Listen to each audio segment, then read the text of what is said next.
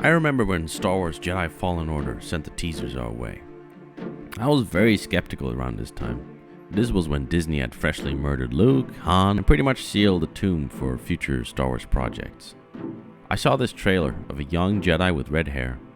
He looked scrawny, adolescent, and the teaser was cinematic, so when he was running on the walls, I didn't jump out of my seat.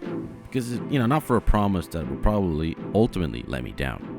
But then I watched The Mandalorian's first season. It got my hopes up. Star Wars had by then just been murdered, and it had been left discarded by Disney, who were too busy eating away at the MCU's fresh and still alive body. So I think storytellers at this time had an exclusive chance to write something that maybe no one would even pay attention to, but was true to Star Wars and true to George Lucas. That's when Star Wars grew back some of its old audience, with myself included. Fallen Order had been out for quite a while before I even tried it, and it's due to my brother who convinced me over the phone, talking about how it really wasn't this fake promise, but actually a game full of rewards for old fans that had a story that harkened to the Star Wars of old. The Star Wars that had saved us so long ago. I started playing. I got my ass beat by some stormtroopers for the first time in my life. Put the game down for a little bit, came back, learned some more powers, met a little robot I thought was annoying. And by the way, Cal seemed way too much like a kid, like he wasn't as jaded as I was by the world. Anyway, I got better and better, and before I knew it, I started feeling like a Jedi again, like I was a Jedi again. The kid in me was force-pushing fauna, impaling stormtroopers, and chopping slugs in half, and my heart swelled alongside Cal's growing courage. I started loving his caring outlook on the world. He cared so much, and he slowly made me care again. About the Clone Wars, about reminiscing on Anakin's betrayal, and the traumatic fall of the entire Jedi Order. Cal relit the deep places in my heart where Star Wars resided.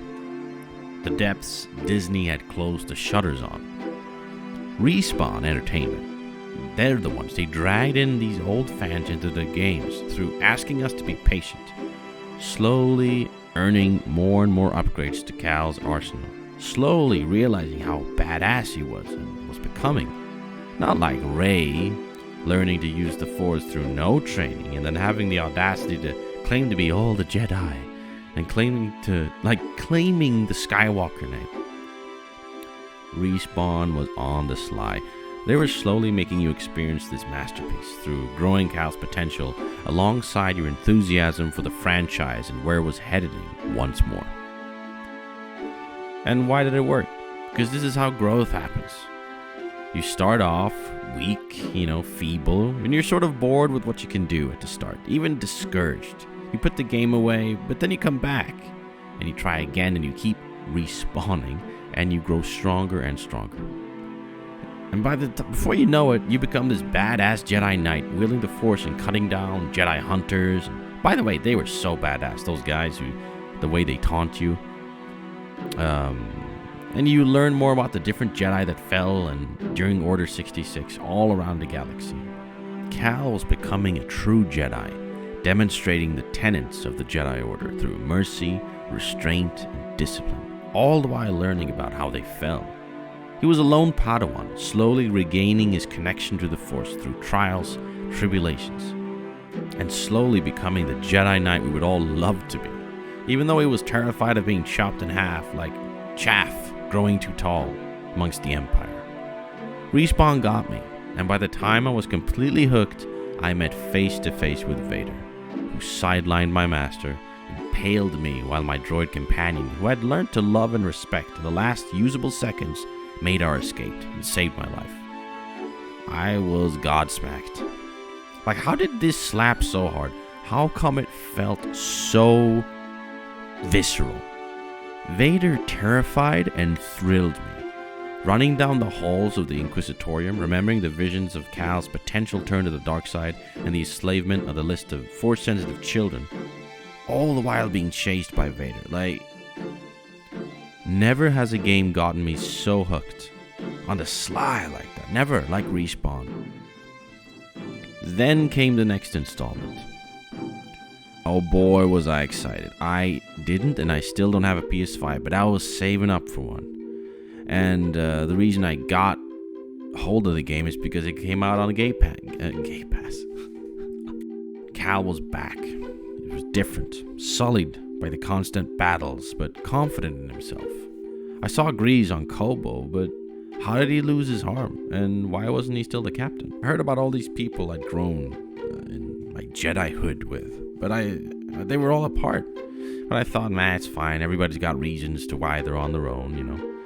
And then I read somewhere that Marin, the woman Cal meets on Dathomir in the first game, and saves his life and shared a kiss with at the end of it, had gone on some lesbian experience hunt for the last 5 years or something. That's when I started getting concerned again. I was like, okay.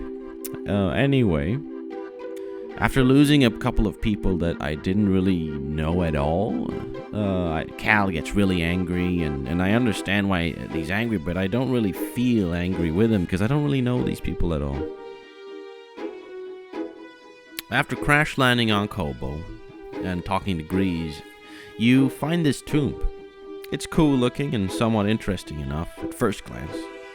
But when Cal uncharacteristically starts being so enthralled and starts revering the Centauri Cree person, and I mean, oh man, why not do anything other than leave me hanging with one of the most uninteresting and pushed intros of a character I have had the misfortune to experience? It told me everything I didn't want to know. It's literally a copy-paste of Cordova and BD1's interactions and introductions in Fallen Order. Only lame and uninteresting. It's been done, and it's not an homage. It honestly feels like plagiarism. It felt like a statement of some black liberal who just wanted to say that women can do it. Women can do what Cordova did. Women can do what the Cal did, you know? You want a strong female character? Look at Trilla. She had a terrifying character arc. Her story has depth, and it sent chills down many players' spines as they learned about her past and ultimately her end. There was a cool homage to her when Seer died, which I appreciated. It was actually very impactful. But that moment when Centauri Cree comes in is like...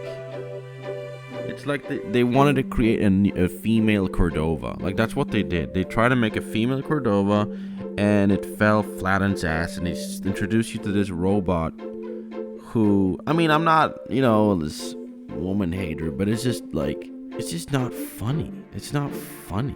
It's a waste of time. That's literally when the story lost me. Like, it lost me there. I kept going, you know, and I would even argue to say that they did a terrific job with what they were forced to do. Because I don't believe for a second that Respawn really wanted to make this story. I don't think that that's what they wanted to do. I even heard they were pushed to consider making a black female lead character. And it was probably going to be this bitch, this fucking Centauri Cree. Could you imagine how horrible that would have been to play through that? Oh my goodness, that would suck, man.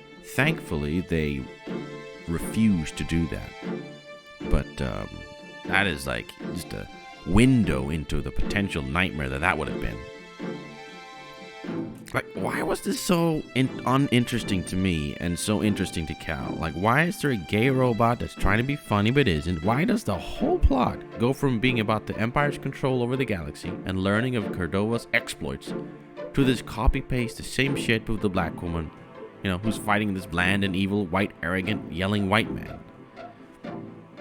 Why was everything that was so cool about the first game at odds with the plot of this one? Why did they make us wade through this uninteresting and unreplayable story arc of Centauri Cree? She's the most uninteresting character in the game. When I got her lightsaber, it was like getting a McDonald's toy of a movie I never wanted to watch or care to. It's like they wasted so much potential with giving half, if not more, of the story to this Tanalore plot. That, let's be honest, it's not that cool. It's just Cal's use of it makes sense, but the amount of raging men in this game just over this stupid planet, it's ridiculous. Bo Dagan, they never really reached me in a way that made sense. I never understood why Dagon was so narcissistically infatuated with Tanalorr. You never really understand if there was a community on Tanalorr or not. It only seemed like he built this thing and he wanted to start something, but his ego and prowess was all rejected by the Jedi. And then you got the Centauri person who's just... it's just so unfun. Like, it's just... You can smell the DI. You can smell Sweet Baby all over this. And it's disappointing. Bode's character is unflushed out, and I get it, he was trying to protect his daughter, but that ending, man, like, what's it, like, what? Like, why is he so mad? They literally can't find Tanalorr. Like, it's fine. You were able to hide your presence from Cal and everyone around you, so why can't you teach others to do that? Like, why are you so scared of the Empire finding Tanalorr? Like it's just, you know, it doesn't make sense to me, honestly. If you're relying on the Force powers to protect your daughter, wouldn't it make more sense to have more Force sensitives there with you, like the hidden path? Like, wouldn't it make sense to, it's kind of ridiculous, honestly. This game is at odds with itself constantly, with forcing the whole narrative to go with this Tanalorr thing. It feels like a cheap cop-out to what they could have made the story about. I feel like something that would have been really cool would have been if, by the 5 years gone since the first game, Cal's found a few Jedi that he's with.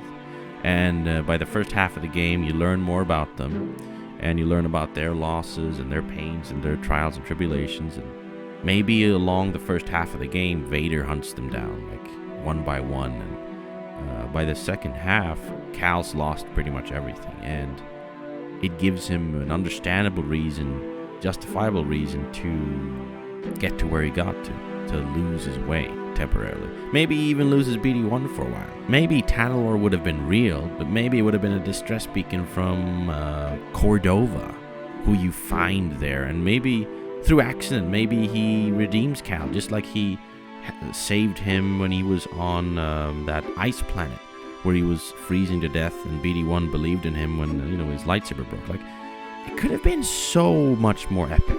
The ending of this game, it's like they were building something really cool, despite the fact that I was trying to ignore this stupid side plot with Centauri and her stupid face, and Dagon's kind of ununderstandable, narcissistic obsession with Tanalorr.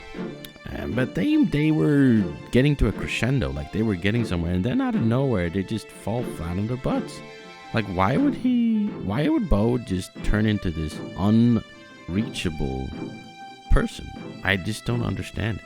And then Cal just doesn't seem just very deserved, like how he falls. If they would have made us spend more time with the people that he lost, like in the first mission on Coruscant, then it would have been, you know, chef's kiss. But there were so many things there that, like, so much time that was spent on Centauri's bullshit. I don't want to shit too much on this game. Obviously, I'm going to replay it when I get the chance again, but when my computer's stronger. But it could have been so much more. I really appreciate the comment section. There's a lot of people who get stirred emotions about this because Star Wars means a lot to us.